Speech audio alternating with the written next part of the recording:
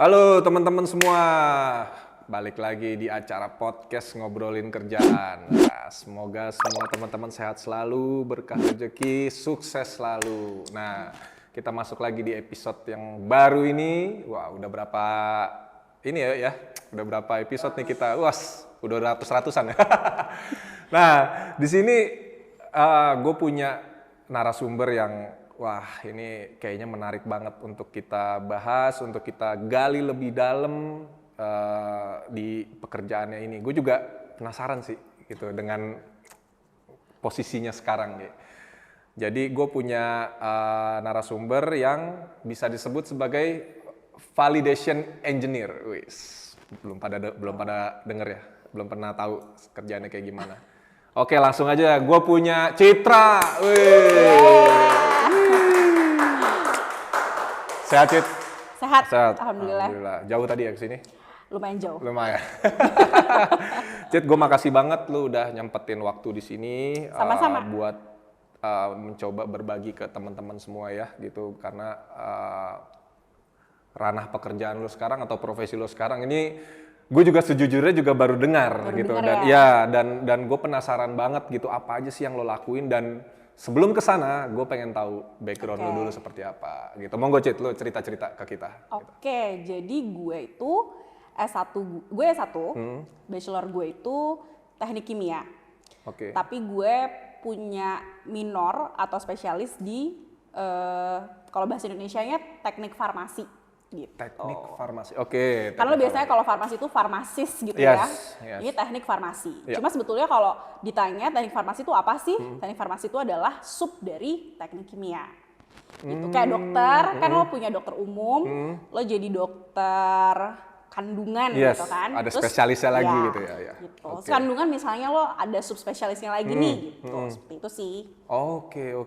Jadi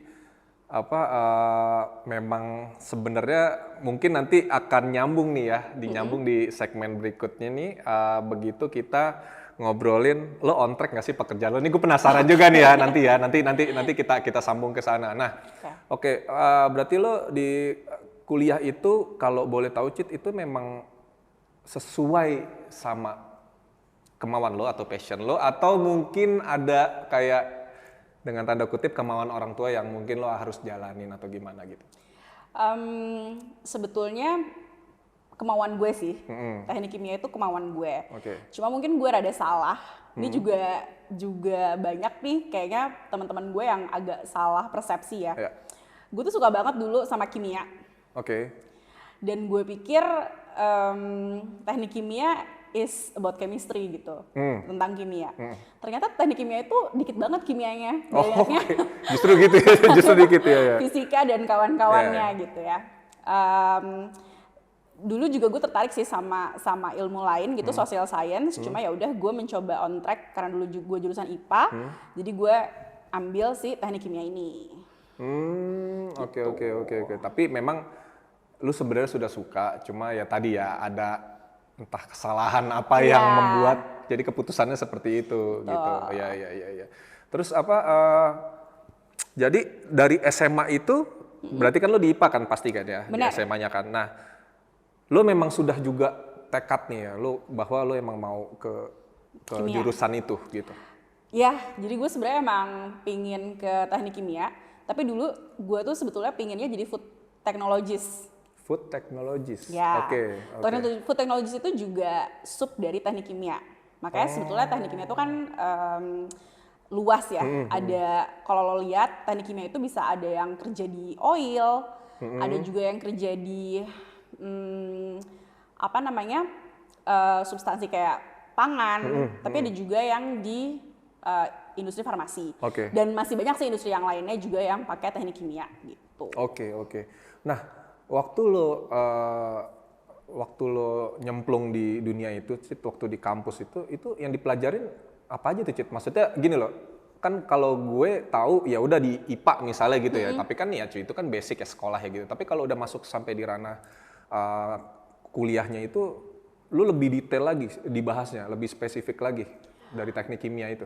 Iya, jadi tadinya kan gue pikir teknik kimia itu lebih ke arah kimia ya, tapi ternyata dia itu ke arah gimana lo punya satu proses gitu ya, entah itu minyak, pangan, industri dalam skala besar dan yang menyangkut yang ada kimianya. Semua makanan kan juga punya kimianya ya. Nah, lo mengatur si proses itu gitu. Jadi entah itu reaksinya atau gimana caranya proses itu berjalan dengan lancar. Itu sih yang sebenarnya lebih terhadap gimana caranya lo bikin proses dalam skala besar, di mana proses itu punya substansi kimia gitu, di dalamnya. Oke. Berarti kayak gini nggak sih?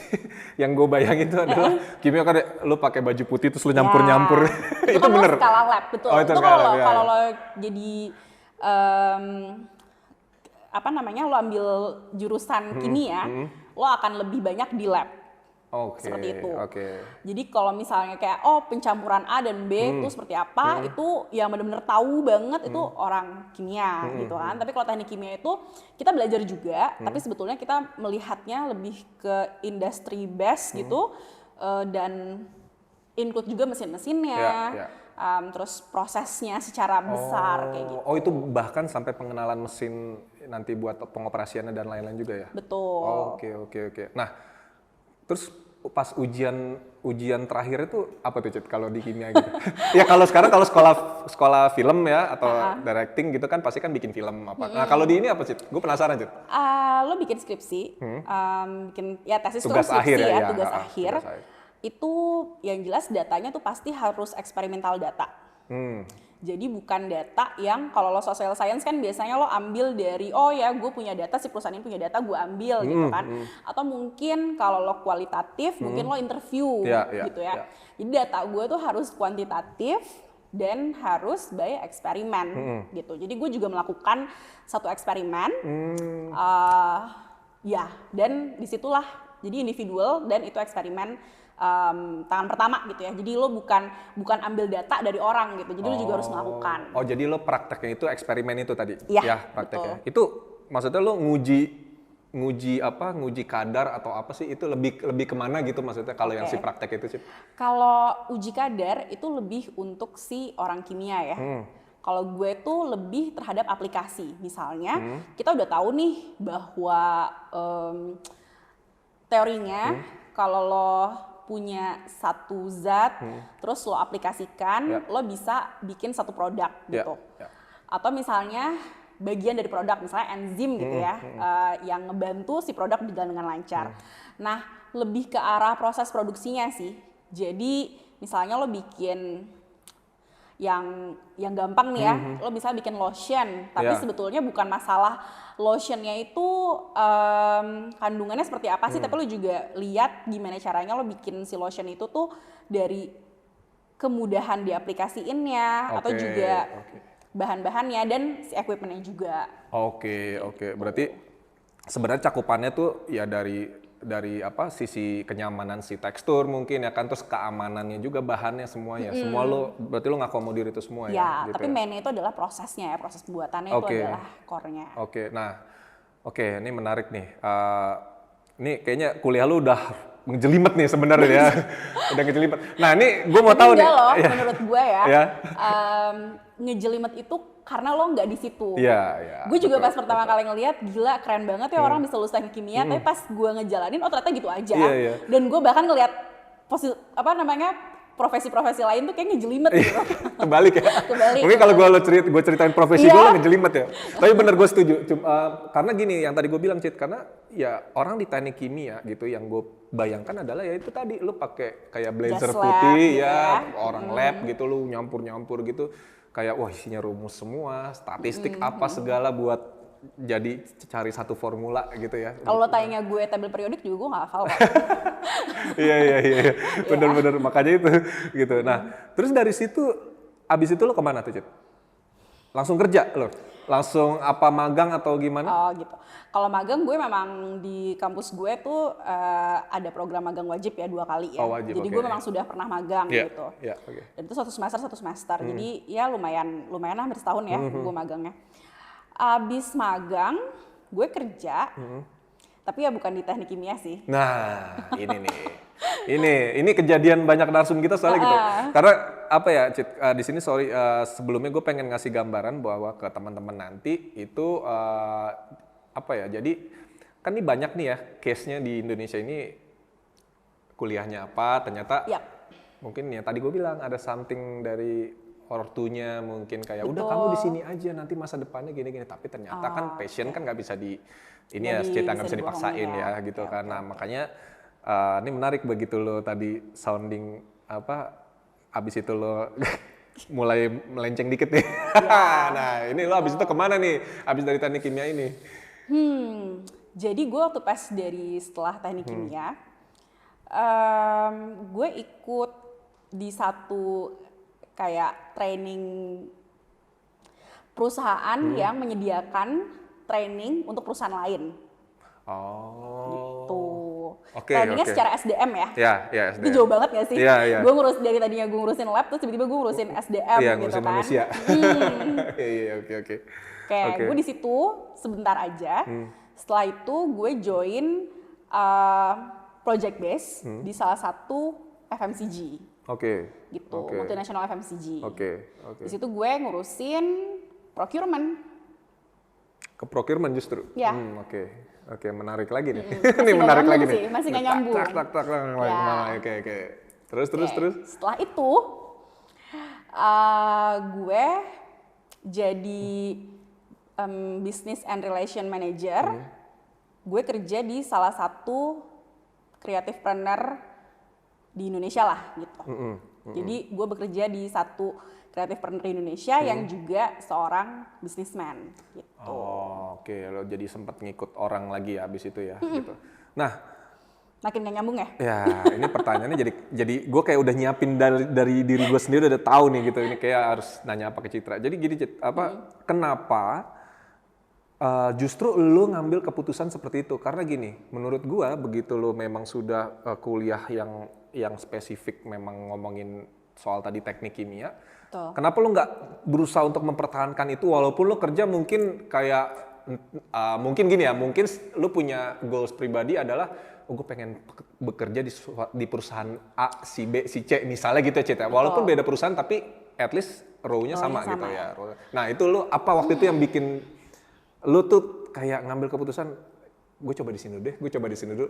Maksudnya mungkin gini, tidak ada salahnya tapi lo akan memberikan gap yang cukup panjang sebenarnya ya dari apa yang sudah lo pelajari. Nah itu gue penasaran sih Cit gitu. Saat itu lo kenapa ngambil keputusan seperti itu? Baiklah. Jadi awalnya tuh karena gue pas magang, dulu tuh gue namanya juga ngampus ya, lo nggak akan tahu dunia kerja banget kan, lo cuma berangan-angan gitu lah ya. Dulu tuh gue sempet yakin banget bahwa gue tuh nggak suka di engineering dan gue nggak akan suka di QC.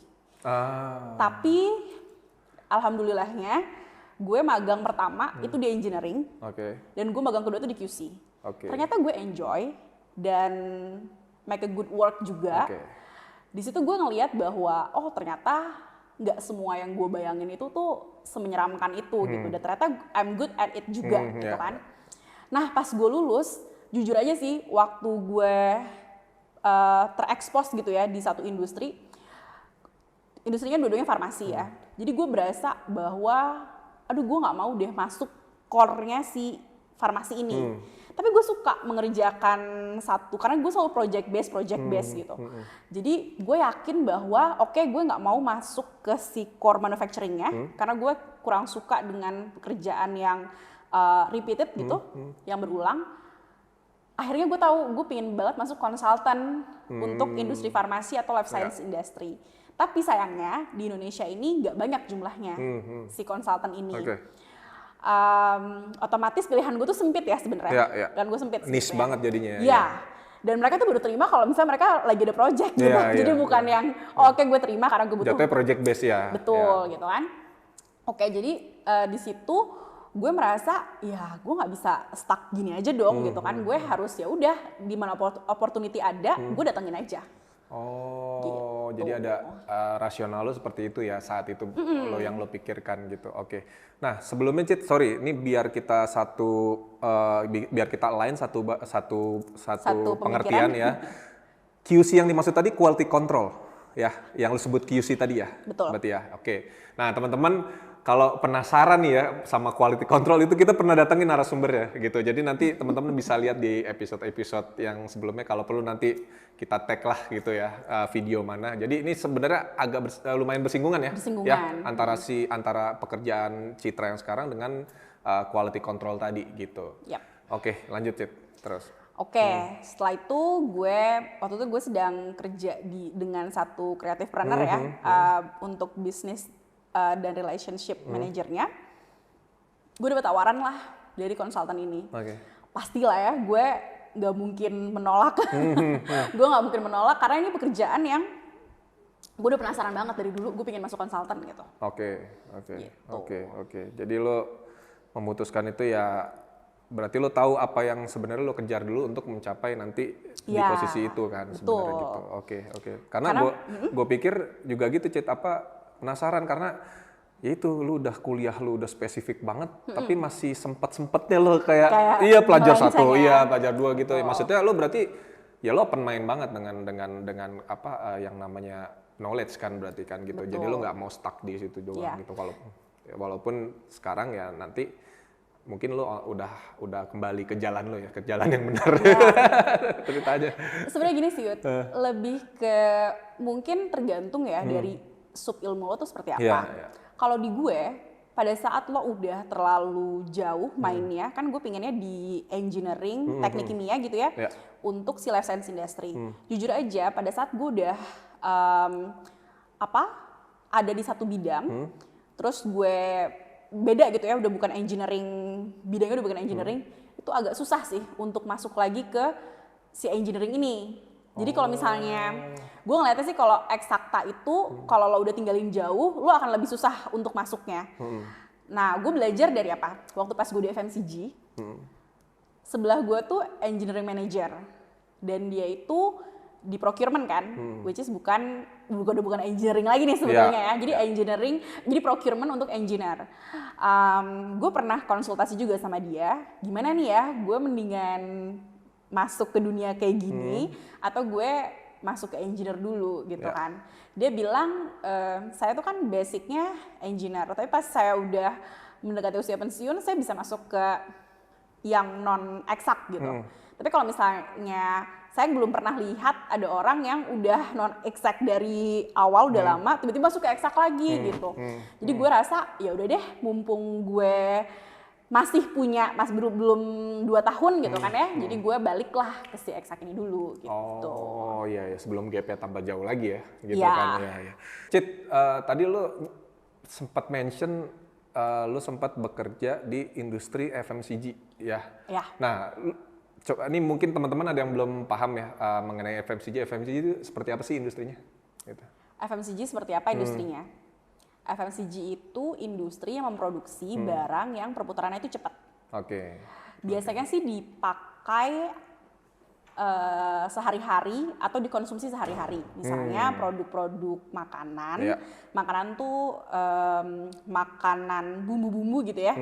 Seperti itu. Terus juga self-care, sabun, shampoo. Itu kan memang sehari-hari dipakai ya. Jadi perputarannya tuh harus cepat. Gitu. Nah itu teman-teman ya, tadi Citra sempat kan dia cerita bahwa dia pernah di FMCG tapi sebagai procurement ya? Tadi. Betul, procurement. Iya, oke. Nah waktu itu berarti untuk di procurement sendiri lo layaknya bekerja, scope lo tuh ya kayak procurement di perusahaan manapun kan ya gitu. Betul, cuma waktu itu gue project base ya, ada satu case yang ya pokoknya ada satu isu lah ya, dan di situ gue diminta untuk menganalisa kenapa sih isu ini kenapa sih gitu. Oke. Nanti kita coba datangin procurement ya sekalian ya buat melanjutkan omongan tadi dari Citra tadi, procurement spesialis. Oke, menarik. Nah, terus abis itu dari procurement itu lo baru ikut yang itu ya? Untuk creative planner. Creative planner. Nah, abis creative planner, baru lo ke jalan yang ini. On track. Gapnya berapa tahun berarti setelah lo melanglang buana ini? 1,5 tahun, hampir 2 tahun. Oh ya, belum terlalu lama lah ya. Belum terlalu lama. Belum terlalu lama. Oke, masih on track lah gitu. Ya. Nah, oke, yang sekarang gimana ceritanya nih? Pekerjaan lo sekarang nih. Iya, pekerjaan yang sekarang. Ini yang sebagai validation engineer ya. Oke. Bulan depan udah mau 5 tahun. Oke. Jadi validation engineer. Kalau lo sendiri tahu nggak validation engineer itu seperti apa? Validation engineer, gua sih kalau gue ya pribadi ya, nanti lo bisa jelasin ya, bisa koreksi. Jadi yang gua tahu adalah ini masih berhubungan sama ranahnya quality assurance. Ranahnya quality assurance. Ya, sama-sama memvalidasi soal apa tuh namanya soal quality dari produk yang akan dirilis ke pasar. Okay. Ya itu sepengetahuan gue yang cuma baca-baca aja ya mungkin ya gitu. Nah kalau dari lu Cit, lu jelasin secara gamblang Cit, pekerjaan scope of worknya seperti apa, terus ada nggak hal-hal yang juga kita juga sebenarnya belum tahu apa sih yang dikerjain dari si validation engineer ini gitu. Oke. Gue kurang paham ya apakah semua industri itu punya validation engineer. Tapi setahu gue ada kok industri di luar industri farmasi atau mungkin medical device yang kita biasanya bilangnya life science industry gitu ya. Itu juga ada sih validation engineer. Kayak di minyak tuh juga ada validation engineer gitu ya. Tapi mungkin scope-nya beda. Kalau gampangnya sebetulnya kan lo sering gak sih kalau kita lagi ngomong nih, infonya valid gak sih? Ya sih. Nah, validasi itu ya sebenarnya memvalidasi apakah kalau di gue nih, gue sebagai validation engineer, gue untuk meyakinkan bahwa proses yang gue rencanakan atau gue ajukan itu valid nggak? Valid tuh dalam arti apakah sebetulnya keberhasilan gue itu hanya kebetulan?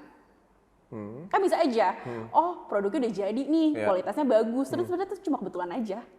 Kalau lo ulang, siapa tahu ternyata beda gitu kan. Itu kan berarti lo memvalidasi si proses ini kalau lo lakukan berulang-ulang akan sama nggak sih outputnya gitu. Oke. Sama banget mungkin nggak ya, kita punya range gitu, tapi kan range penerimaan ini harus dibuktiin dong gitu kan. Lo nggak mungkin bilang sekali gue bikin baju, terus gue bisa bilang bahwa proses pembikinan bajunya misalnya 2 jam gitu kan, dengan bahan ini bagus gitu. Nah ya nggak bisa kayak gitu, lo harus buktiin berkali-kali bahwa memang prosesnya itu makan waktu 2 jam dan menghasilkan baju yang seperti ini gitu dengan pola tersebut gitu. Oke. Berarti tuh lo kayak pengatur alurnya ya gitu ya kurang lebih ya. Jadi kayak manage alur dari sisi persiapan, terus dari produksinya sampai rilis ke pasar ya. Jadi lo ngitungin semua ya gitu. Kayak tadi lo bilang kan ada perhitungan waktu, terus dengan estimasi waktu sekian, lo bisa produksi barang sekian. Ini udah valid belum? Udah bener belum nih hitungan seperti ini? Dan itu bisa bawa efisiensi di produksinya dan lain-lain gitu. Enggak juga. Jadi kalau yang tadi lo bilang itu ada banget di industri gue. Tapi biasanya yang tadi lo bilang itu itu adalah pekerjaannya dari segi orang produksi gitu. Kalau gue biasanya validasi itu biasanya adalah lo menguji barang yang belum dipublish atau belum dikomersialkan. Itu satu. Atau yang sudah dikomersialkan tapi butuh pemvalidasi ulang. Mungkin nih siapa tahu kan seiring berjalannya waktu mungkin performa mesin lo tuh udah menurun. Jadi sebetulnya dengan cara yang sama output lo akan berbeda. Lo butuh lagi tuh validasi ulang gitu. Nah kalau manage sih manage di lapangannya ya. Tapi sebetulnya validasi itu lebih terhadap lo bikin skema prosesnya atau skema flowchart produksinya gitu kan. Lo atur juga karena gue teknik kimia pastinya outputnya adalah apakah bahan tersebut gitu ya secara chemical, secara kimia maupun secara bentuk fisik itu memenuhi persyaratan kayak gitu. Oke. Oke, menarik. Jadi ada dua ranah yang lo kerjakan itu. Kalau dari sisi dia barangnya kemungkinan baru akan mau rilis atau yang sudah rilis tapi lo validasi ulang ya gitu ya. Iya, betul. Ya kan buat berarti itu kayak quality dari barang tersebut itu, kualitas dari barang yang akan ini lo juga termasuk tanggung jawab di situ yang akan dirilis. Gue tanggung jawab, gue meyakinkan si pihak quality bahwa dengan prosedur yang gue ajukan, dengan parameter atau settingan yang gue teliti dan gue yakin nih settingan yang ini loh yang harusnya diaplikasikan itu memenuhi standarnya si quality. Kalau misalnya orang quality yang mungkin sebelumnya lo udah pernah undang ya, dia lebih memastikan setiap gue produksi quality gue tuh meet gitu. Kalau gue, jadi dia tuh nggak mungkin si orang quality ini produksi yang daily nih itu adalah satu proses yang sudah dibuktikan bahwa dia tuh oke gitu. Oke. Jadi kan lo nggak mungkin kan setiap kali kan.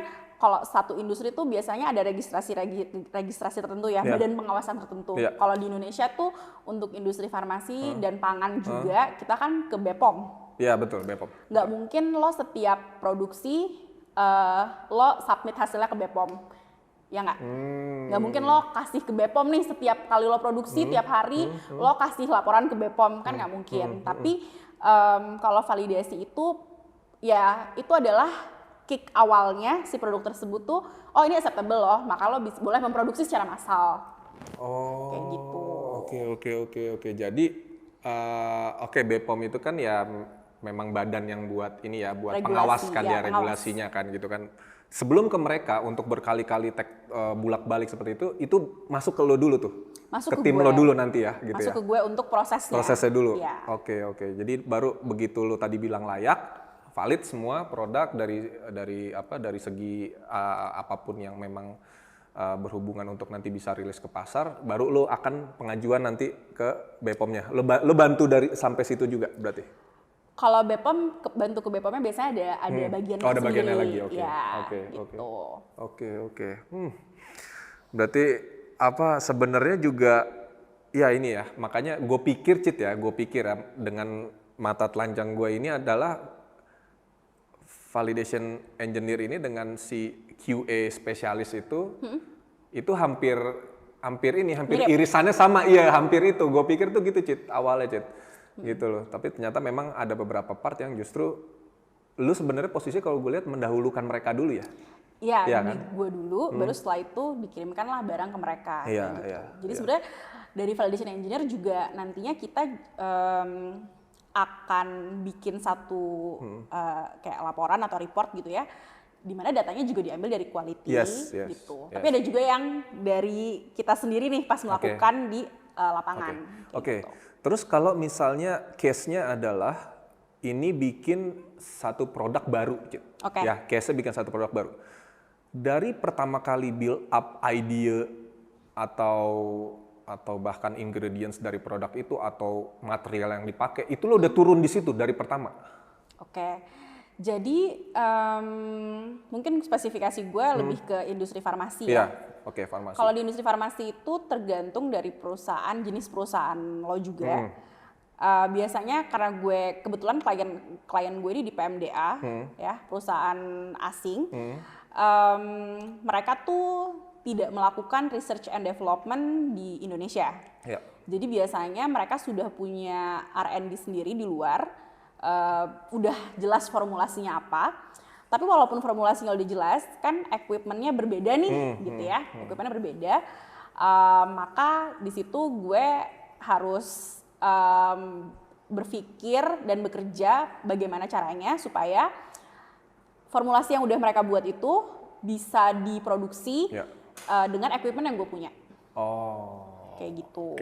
Ada juga tapi kalau misalnya kliennya PMDN itu memang biasanya punya R&D, itu udah beda lagi tuh, research and development ya. Sorry Cit, PMDA itu tadi asing? Asing. PMDN dalam negeri? Dalam negeri. Oh, oke. Sip. Gitu. Oke. Tergantung sih, ya? kalau Masing-masing. ada juga rasanya mungkin ya PMDA yang research and development-nya juga di sini gitu. Tapi kalau kebetulan gue biasanya sih validation engineer ada juga research and development-nya, tapi biasanya itu udah ada nih orang R&D yang core-nya banget tuh mereka yang pegang. Oke, gitu. jadi jangan khawatir teman-teman, kita akan abis ngobrol sama Citra, kita akan datengin procurement sama R&D. Ini kesebut semua nih. Kesebut semua ya. Ntar kita datengin. Makanya ternyata di satu industri itu Iya, banyak banget ya. Ada anak-anak turunannya itu loh, secara structure ya gitu, banyak banget kan. Makanya tadi yang gue sempat bilang, Cit, ada gue dari abis ngobrol sama QA, terus lo dateng, terus sekarang ngapain Cit? Validation engineer, wow gitu. Dan nanti next apa nih? Nanti, ya pokoknya oke, teman-teman, pokoknya nanti kita korek nih ya dari satu industri ini ada apa aja nih yang tim-tim teknisnya gitu ya, terutama gitu nanti. Gitu. Oke, menarik banget Cit, itu intinya sebenarnya semua udah kejawab ya. Kalau perbedaan spesifik antara lu dengan tim quality juga ya kan, walaupun sebutannya sebenarnya sama-sama lu menjaga kualitas juga intinya. Betul kan dong. Gitu, karena lu harus state bahwa oke, barang ini valid gitu. Dari semua yang udah harus menjadi SOP ya sebelum itu rilis ke pasar gitu. Nah, untuk sekarang Cit, kita udah masuk segmen terakhir nih, gue pengen nanya soal kayak current position lo yang sekarang gitu, secara benefit di kantor ini oke nggak menurut lo Cit ya? Maksudnya gini, nanti berpikir untuk mungkin teman-teman nanti yang akan berpikir juga, gue goals gue memang di sini, kebetulan lo juga udah ngasih informasinya, terus dari kayak salary gitu, dari kayak benefit gitu, untuk orang yang nanti akan ke arah menikah dan punya anak itu, ini oke nggak Cit berkarir di sini nih? Maksudnya jenjangnya ada kan, karena kan kalau jenjang karir itu kan otomatis kan lu makin tinggi makin menyesuaikan ya nanti ya gitu ya. Terus kalau di sini gimana sih gitu gambaran lu, perspektif lu yang bisa di share gitu. Nggak perlu nyebut angka sama sekali ya gitu. Pasti Cuma kayak lu benefit apa, misal lu mendapatkan ya kalau kita standar mungkin jam sostek atau BPJS ya gitu, atau mungkin lu ada apa lagi gitu. Nggak apa-apa, lu bisa share ke teman-teman gitu bahwa ini menjanjikan lo gitu. Pada dasarnya pasti balik lagi ke company-nya ya. Kebijakan masing-masing. Gitu, kebijakan company masing-masing. BPJS, jam sostek sih ya dapat gitu kan. Kalau dibilang cukup sih. Cukup ya. Cukup sih untuk gue yang single, tapi juga gue punya kontribusi juga ya untuk keluarga sih cukup. Cukup. Kalau dibilang jenjang karir ya mungkin ya, jenjang karir. Nah, menarik sih, karena kalau di konsultan itu biasanya naiknya jadi senior konsultan. Terus biasa kalau senior konsultan itu udah jarang juga tuh ke lapangan, lebih ke untuk mengkoordinasi si engineer konsultan di bawahnya. Terus tapi basicnya kalau di perusahaan konsultan itu ya lo memang akan tetap jadi engineering or konsultansi gitu. Karena kan memang lo nggak memproduksi apa-apa. Yang lo pegang adalah SDM. Gitu. Lo jual jasa kan, lo bukan jual produk kayak gitu. Itu beda ya, beda dengan industri kayak industri farmasi atau industri pangan. Oke. Berarti kalau secara structure di lo ini atasnya berarti paling atas siapa? Head disebut ya? Kalau paling atas tuh biasanya karena kebetulan perusahaan gue juga multinational company, ya pastinya ini ya kayak operation country director ya, country director atau region director malah. Betul. Karena kan gue bilang tadi di Indonesia sih nggak begitu banyak ya untuk engineering consultant untuk life science industry. Bahkan perusahaan gue ini juga manajemennya itu satu gitu loh, Asia. Iya. Wah, ini jadi gitu. Chance juga ya, Cit ya. Nanti buat teman-teman yang memang mau coba ngerambah ke dunia ini dan memang mau Dan kebetulan dari kuliahnya juga udah sama nih sama, gitu kan, ya kan, betul. bahwa apa ya tadi Citra sempat share gitu, sebenarnya juga nggak banyak pelaku di dunia ini gitu ya. Makanya kita di sini bersyukur ya bisa ada Citra ini salah satu pelakunya lah gitu lah ya, yang bisa berbagi informasi ke teman-teman semua gitu. Oke, nanti kalau misalnya berkenan, Cit, lu main Instagram atau TikTok atau apa? Gue main Instagram aja Instagram, sih. ya kalau misalnya lu berkenan, jika dibolehin, lu share Oke. Instagram lu, terus kalau ada teman-teman yang mau nanya aja sih, Cit, gitu. Oh, Misalnya gitu. Kak Citra, Oke. misalnya nih aku kebetulan sama kuliahnya gini, baiknya gimana gitu, mungkin ya kalau mau nanya saran, apakah diperbolehin? Boleh Boleh, dong. oke. Gue pasti akan bilang balik lagi ke kepribadiannya seperti apa. Yes. Gitu. Mungkin nanti kalau ada waktu bisa balas, mungkin bisa ngarahin ya. Ya itu Yap. untuk pahala jariah kan. Betul. Oke teman-teman, Citra ngizinin nanti mungkin teman-teman bisa DM Citra, nanti kita state account Instagramnya Citra. Tapi kalau nggak dibales nggak boleh baper ya. Kan Citra pasti sibuk banget ya. Mungkin dibalesnya nanti 2 hari atau 3 hari kemudian kayak gitu. Ya. Oke. Cit, thank you banget waktunya. Thank you banget juga. Ini ilmu banget gitu, daging semua. Ini isinya yang bisa di-share ke teman-teman gitu. Semoga bermanfaat. Yes pastinya gitu. Gue berharap juga teman-teman bisa nyerna semua. Dan kita bisa ngulik-ngulik lebih dalam lagi nanti di episode-episode berikutnya dengan narasumber-narasumber yang lebih varian lagi, banyak banget, karena profesi di Indonesia nggak akan ada bisa gitu ya menurut gue ya. Benar Ya kan? banget. Ya, jadi semangat terus, jangan ngeluh cari pekerjaan karena pekerjaan di Indonesia banyak, tidak susah. Oke, sehat selalu teman-teman semua, berkah rezeki, sukses selalu. Kita ketemu di episode berikutnya. Thank you Cid. Ya.